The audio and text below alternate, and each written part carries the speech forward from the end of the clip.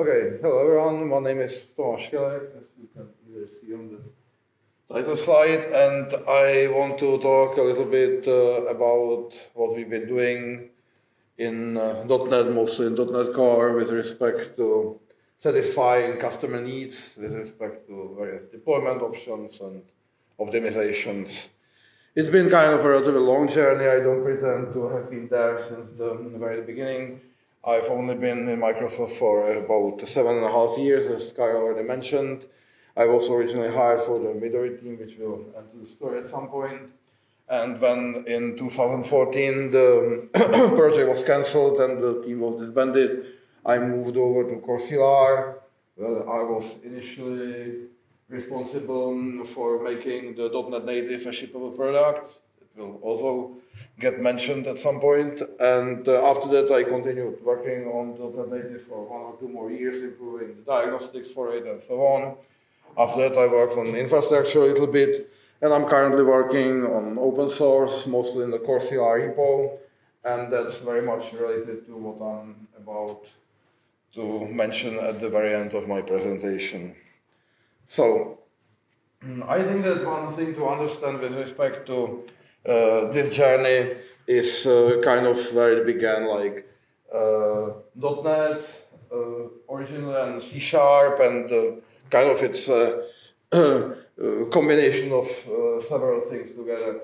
It originally started as a competitor to Java, and it was originally a JIT platform. And one other thing that's probably worth remembering is that at that time, JITting was mostly kind of an optimization for straight interpretation that was used in the early days of languages like BASIC, like where basically you read every line or every command in the given language and interpret it one by one, which is probably fine for some, let's say, scripting languages, where the other stuff that happens, like, I don't know, copying files or running commands far exceeds the time spent when interpreting the program. But with a fine-grained language like MSIL, this is a limiting factor when you want to use it for something more interesting. So, but still, like one thing that JITting has in common with the interpreted platforms is that basically you have all the necessary information available at runtime. You see the entire code graph and everything. And so the original authors of the .NET platform were able to equip the runtime with very broad introspection capabilities. Like there's a very broad reflection, there's a dynamic type system, which for instance lets you write a method that creates a nested generic expansion, something like foo of t that is as deep as some given integer parameter, for instance. That's something you cannot do in C++, however you might try. There are other things like reflection emit, for instance, when you can like conjure the code out of thin air at runtime in an arbitrary manner. And also some parts of the runtime by themselves use the dynamic code generation, for instance, the regular expressions use the emit functionality to create an optimized state machine for a string search, for instance. Of course, there's also GC, that's one other change in comparison with C++. And these all put together in combination with other things like interface method lookup and things like that make the runtime much more complicated, and so like make the transition from a JIT language to a full AOT ahead of time compiled language very complicated. Why would we like to move towards an ahead of time compiled language? There are several reasons for that. Like one typical problem of JIT languages is relatively slow startup because there's lots of JITting happening at startup. One other thing is that there are, for instance, security considerations. Like whenever you need to JIT code at runtime, you need to basically like create executable code. That's by definition. So it's theoretically more vulnerable to various attacks and so on. And after all, some platforms don't support JITting at all. For instance, when you're programming for HoloLens, you're basically done if you need to ship. That simply cannot happen. So as the C# turned out to be a relatively cool project and it got a relatively broad adoption, it naturally became apparent that we want to kind of attract more customers by mitigating or improving on some of these characteristics. So over the years there were several initiatives taking place that try to move forward in the kind of ahead of time direction and hit these limitations I just mentioned and try to solve them in different ways. One of them was Midori. That's where I was originally hired for. And that was kind of a very aggressive approach. That was actually an incubation project aimed at trying to create an entire operating system with actually the kernel written in managed code in C#. And at some point, half of the speech recognition servers in Microsoft were running on the Midori software. But still, the problem was that it was quite incompatible with what most customers are used to perceive when thinking about C#. So, for instance, the reflection capabilities were severely limited and things like that. And the kind of conscious aim of Midori was to exactly limit some of these broad introspection capabilities that make the transition to some ahead-of-time compiled language was difficult. But that kind of probably was a part why it ended up as a kind of ship-stopper, because it was too far from what the normal C# customers were expecting.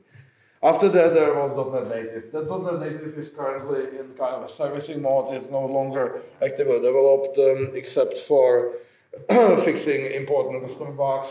I don't know what exactly it means. Probably means bugs imported by important customers, and probably also bugs imported by normal customers that are considered crucial for correctness or stability of the platform, something like that, probably. And you may have even met the .NET native platform yourself. For instance, if you play a game on Xbox, then you are using a .NET native compiled executable. There are a couple of other usages, like exactly HoloLens that I already mentioned. But overall, the adoption was relatively low. One of the problems was that it's kind of based on the Apex infrastructure, based on the Windows Metro that by itself has kind of limited adoption rate, and so the project is no longer actively being developed, which is kind of sad because it was cool in a way. It was full IoT, there was no shitting around time. So for instance, we can compile the regex state machine, so these need to be interpreted, so some constructs were actually slower than in the GTD languages, but overall the startup and other characteristics was not very nice. One interesting thing that may kind of show the problems I outlined is that I spent quite a bit of time analyzing the final executables produced by the .NET Native toolchain, and it was just about half of the executables that contained the actual executable code. The other half was all just various runtime tables used for the reflection lookup, for reflection invocation, for various dictionary lookups and things like that. Okay, so what's the state of affairs today? One other thing I probably forgot to mention is actually quite important is CoreRT. That was at the point where Microsoft decided to open source some of its source code, like CoreCLR, for instance. And CoreRT at the time was created as a kind of full ahead-of-time compiled platform, and it was basically populated with some parts of the .NET Native runtime, and the compiler work was done slightly differently. But later on, the project also became kind of not too much favored by the management because it was not generating any revenue or whatnot. But we probably managed to salvage part of the project because we used part of the CoreRT compiler framework to create what's currently called CrossGen 2 and hopefully is going to ship shortly, at least as a preview. So, as I said, like as the customer base gradually expanded over the years, people started using the .NET and C# for kind of more serious work, and that naturally opens questions of performance and other characteristics that need to be in a better shape than for kind of a toy language, you know. Like, for instance, I already mentioned that the Xbox used the .NET native technology. Bing, for instance, uses a ton of C#, not for its main search engine, but for various plugins that are used for various targeted searches and things like that. I, frankly speaking, don't know that much about that, but I don't know. I know they have literally thousands of C# plugins. That's actually a big problem. We're trying to help them solve that there are so many of these. They are hitting various perf issues just due to the very large number of modules. And so there are various discussions underway with customers who would like to see various improvements to let them use the .NET platform and C# for kind of more complex things. So I've already mentioned the problems with the startup performance of JIT platforms. So there were several initiatives over the years that were trying to address the problem. One of them was NGen, but NGen had problems of its own as it showed up over time. One of the problems was that NGen was originally designed as a system-wide cache, and one of the implications of this fact is that you basically need administrator privileges to NGen and module. So that's naturally, like, it was, of course, it was conceived at a time where there were no thoughts about side-by-side installations, things like that. But today this is quite a limiting factor. Another problem of NGen is that it's not actually version resilient. Whenever one of the dependent libraries change, the only thing you can do is basically throw away the entire engine image and either create a new one, which is problematic because it requires admin privileges, or you just go on with the original MSIL, which has definitely worse perf characteristics. So later on, there was an initiative, I think it was mostly conceived by Ankotas, who tried to address some of these limitations by designing the so-called ready-to-run format. And that was basically a modification of the engine scheme that sacrificed some of the performance while still keeping most of the code ahead of time compiled, but largely increasing the versionability of the produced executable so that it could be basically used even like when the various modules develop, at least to a certain extent. So like, for instance, in the original design, all calls to methods in other modules go through an indirect cell that basically originally points to some handwritten assembly bit of code that resolves the final address of the method to be called and then fills it into the indirection cell, so the next time we do the call, we go directly to the target address. So things like that sometimes have subtle perf implications, but mostly end up, at least in the steady state, to let the code perform almost the same as with, like, for instance, direct calls in this case, but still let the runtime kick in many situations, check whether two component modules are compatible, and so on. One of the design kind of limitations of the current ready-to-run is that it does not store any type information in the output executable. So, for instance, all E-types have to be laid out at runtime, which also incurs a startup perf penalty. So that's one of the things we might want to look at some point, at least for some stable types or whatever that might mean. And things like that, like field layout, for instance, there are really complex algorithms for laying out static fields in a given module. So if we could persist that somehow, that would also help. And one other thing that popped up, and that's exactly where my current work comes in, is that we found out that while the ready-to-run format is relatively kind of nice in satisfying many of these needs, the existing compiler that is used to produce these ready-to-run executables is very hard to maintain and develop, because it's basically a hack on top of a hack on top of a hack. It was built on the original engine as its modification, then by itself is kind of a bolt on the JIT Corsia runtime.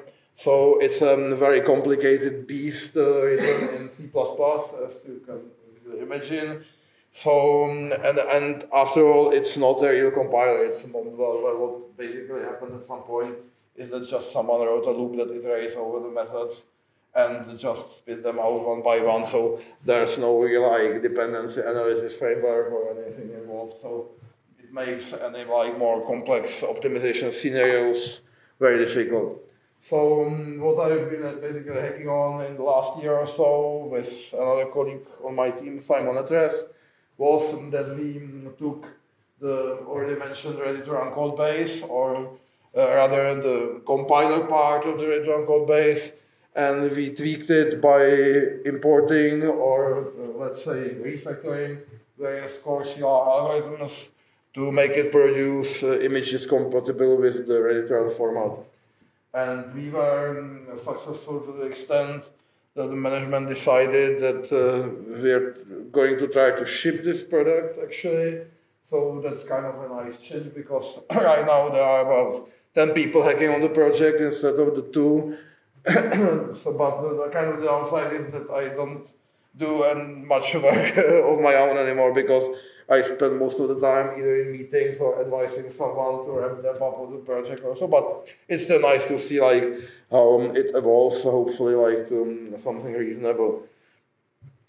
So when we did it, we had some short-term and some long-term in our like heads.